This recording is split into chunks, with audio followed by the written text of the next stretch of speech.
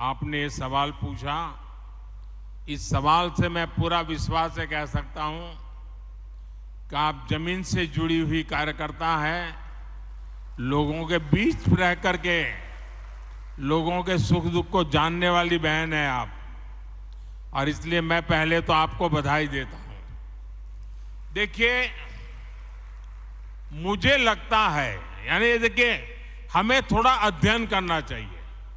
मुझे लगता है कि जो भी 3 तलाक के पक्ष में बातें करते हैं,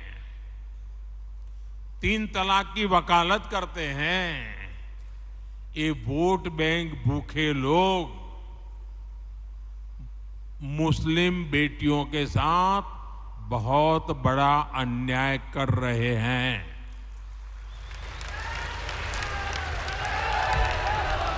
अच्छा, कुछ लोगों को लगता है कि भाई ये 3 तलाक से तो सिर्फ महिलाओं की बात हो रही है।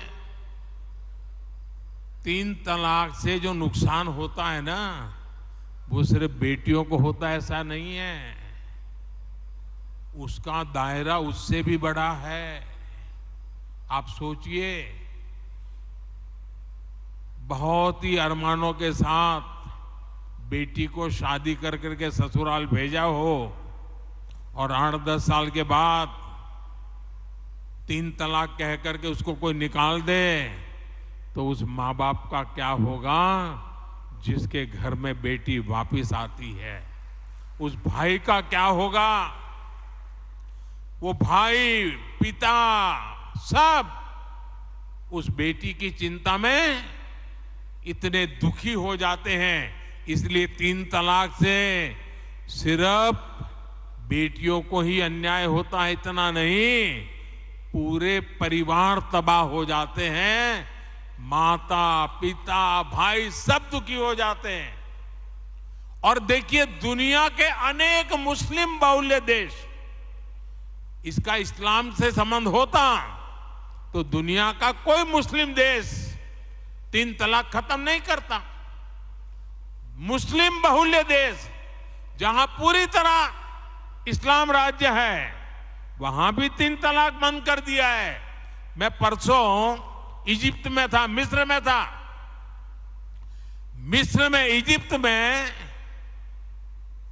90% से ज्यादा सुन्नी मुसलमान समाज है, और इजिप्ट में आज से 80-90 साल पहले 3 तलाक की प्रथा को समाप्त कर दिया।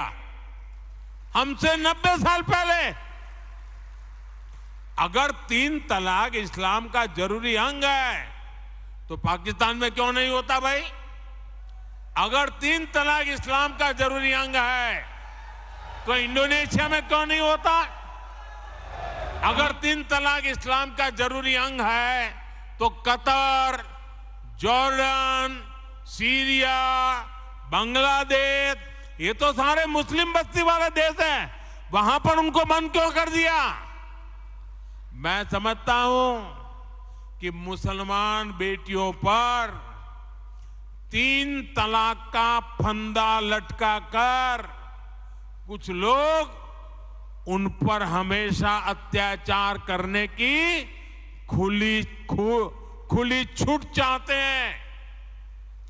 यही लोग 3 तलाक का समर्थन भी करते हैं, और मैं जानता हूं कि इसलिए ही मेरी मुस्लिम बहनें, बेटियां, मैं जब भी जहां जाता हूं वो भाजपा के साथ खड़ी रहती है, मोदी के साथ खड़ी रहती है।